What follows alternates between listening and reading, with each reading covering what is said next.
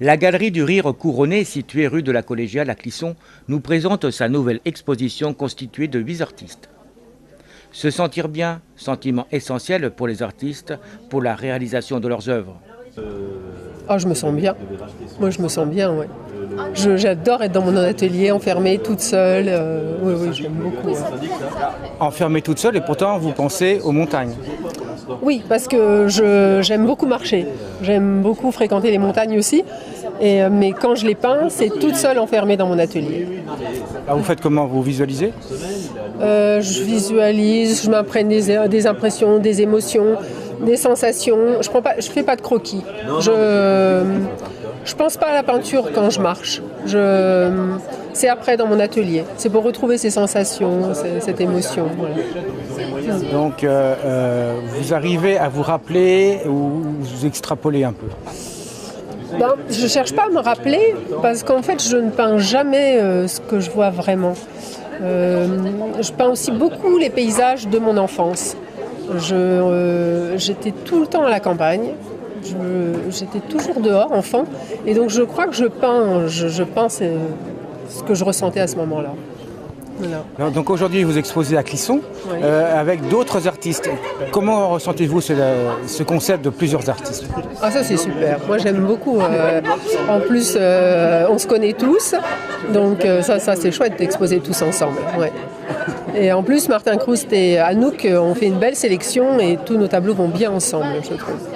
Les différentes techniques à la disposition des artistes leur permettent d'évoluer sans leur imposer de limites à leur création. J'arrive pas à m'arrêter à une technique et faire un développement sur la longueur. J'aime bien renouveler, chercher et me surprendre par des choses parfois qui paraissent incongrues au départ et qui en fait m'apportent une ouverture. En fait, c'est l'ouverture qui m'intéresse dans de nouvelles choses. Et voilà, et donc j'arrive à faire des choses, mais parfois on peut trouver ça un petit peu décousu parce que je change de technique. Mais en fin de compte, il y a une ligne directrice dans tous les travaux. Et il y a une évolution lente, mais progressive. On comprend bien, et en plus ça interpelle le spectateur. Oui, voilà. C'est-à-dire qu'il faut aussi un peu intriguer. Mais je trouve que les gens me posent plutôt la question du comment que du pourquoi. Mais parfois le pourquoi, je l'ignore parce que je ne suis pas un philosophe. Je suis un peintre et parfois il y a l'inconscient précède le conscient et donc je fais parce que je le sens et parfois le discours se fait après parce que je constate ce que j'ai fait et c'est ça qui m'intéresse. C'est pas une œuvre philosophique et intellectuelle, c'est-à-dire que c'est plutôt une histoire sensitive. Donc voilà, donc je progresse comme ça. Chaque œuvre peut interpeller, attirer l'œil et la réflexion du visiteur, comme le portrait, un mélange de ressenti et de réalité. Parce que c'est une réalité dont j'ai besoin, que j'ai besoin d'appréhender de cette manière-là. La réalité de la figure, de l'être, du plus qu'humain, du sous-humain, de tout ce qui traverse l'humain et qui me traverse aussi quand je suis en prise avec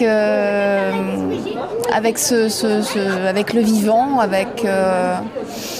voilà. C'est votre ressenti intérieur que vous exprimez. En fait, c'est l'autre qui véhicule tout ce que je peux, ce qui me permet d'être en fait. J'ai besoin de cet autre pour être au monde. C'est ma manière de traduire ce monde qui est un peu abrupt. Et voilà, c'est une espèce d'antichambre. L'atelier est une antichambre et ceux qui acceptent de venir dans cet atelier m'aident à accepter ce monde.